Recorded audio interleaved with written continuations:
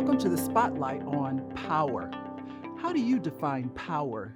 You might think of power as, quote, the ability to dominate. This common viewpoint connects power with individuals in formal positions of authority. For example, a CEO of an organization, the president of a university, a manager, a parent, and a military officer. Thinking of power in that way implies that some people have power over others. This type of power usually is associated with force, domination, and control. It is based on a belief that power is something that only certain people can have and use. This power over stance depicts power as overt, conscious behavior. For example, when authority figures use threats, promises, or orders to get what they want. This focus on the surface overlooks deep structures of power embedded in organizations. That type of invisible power operates continually and subtly. For this lesson, we will consider power as a process based on work by philosopher-historian Michel Foucault. Foucault believed that power permeates all interaction. He asserted that power resides in every perception, every judgment, every act. He used the term relations of power to suggest a network of interconnections among people. As you probably can tell, this notion of power aligns with our definition of leadership as a process of social influence. Foucault believed that power helps us construct all of our relationships.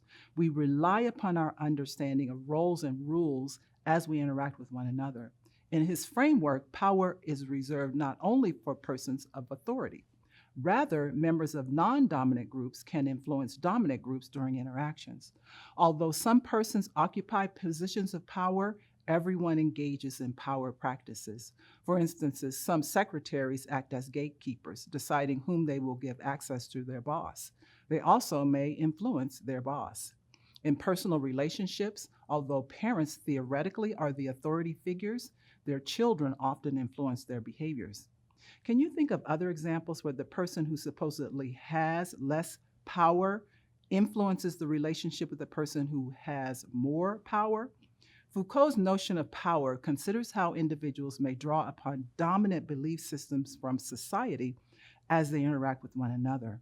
Major forces such as our families, the government, religion, education, and the media impact how people engage in power relations in organizations. These forces socialize us about dominant ways of thinking and being, which can affect how we interact with one another. Here are a few examples. Patriarchy refers to the belief that men are the superior gender. This can prompt gender-based assumptions about roles and behaviors, and we've discussed that a lot in this course. Recall my story about the patient who expected a surgeon to be a male. Second, white supremacy is the belief that white people are superior to all other races. In the workplace, this may be evident in the unequal treatment of white employees and persons of color. As a result, white persons tend to occupy higher levels in most organizations. And people of color may experience the type of discriminatory behaviors that I discussed in the Spotlight on Implicit Bias and the lessons on microaggressions. Recall, for example, resume studies in Canada on Asian and Anglo names, where applicants with Anglo names were more likely to be called for an interview, even though both groups had the same qualifications. 3, heteronormativity places a higher value on heterosexuality than other sexual orientation identities. Do you remember my story about my lesbian colleague at a university where I worked? She felt restricted from being her true self due to heteronormative behaviors and attitudes in our department and society at large. Next is ableism, the belief that able-bodied individuals are normal and superior to persons with disabilities. Because of this, potential employers may hesitate to hire persons with disabilities. They may be concerned that that person isn't capable of doing the job. When persons with disabilities are hired, they may face discrimination from coworkers who make assumptions about their abilities. To counter these attitudes, persons with disabilities sometimes work hard to perform at a higher standard than their coworkers. They also may not request accommodations that they are qualified to receive, such as flexible work schedules or accessible technologies. Although dominant belief systems matter to everyone, non dominant group members tend to be more negatively affected. They may put up with situations where they are not valued and respected because others view them as inferior. They may behave like members of dominant groups in order to assimilate or to avoid negative repercussions. They may even try to alter who they are. Do you remember the example of covering I described in another lesson? That's when someone tones down aspects of their identity to minimize how they differ from dominant groups.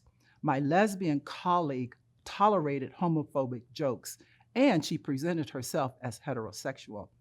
Foucault believed that power relations can have negative and positive consequences.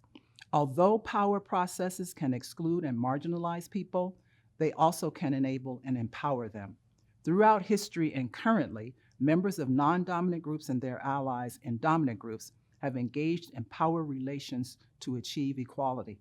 They have successfully fought against patriarchy, white supremacy, heteronormativity, and ableism. And women, people of color, LGBTQ persons, and persons with disabilities have made progress towards equality in the workplace. One example is the disability rights struggle. Persons with disabilities from various backgrounds and their allies framed disability as a social justice issue rather than as a category of individual deficiency. Their efforts led to the Americans with Disabilities Act of 1990 and similar legislation around the world. As a result, employers in many workplaces are required to provide accommodations for persons with disabilities. Foucault's theory of power relations is much more complex than I have described it. However, I shared this brief overview to urge leaders to engage in power relations that disrupt dominant belief systems. By doing this, they can create more inclusive workplaces and they can fulfill the exciting promise of a diverse workforce.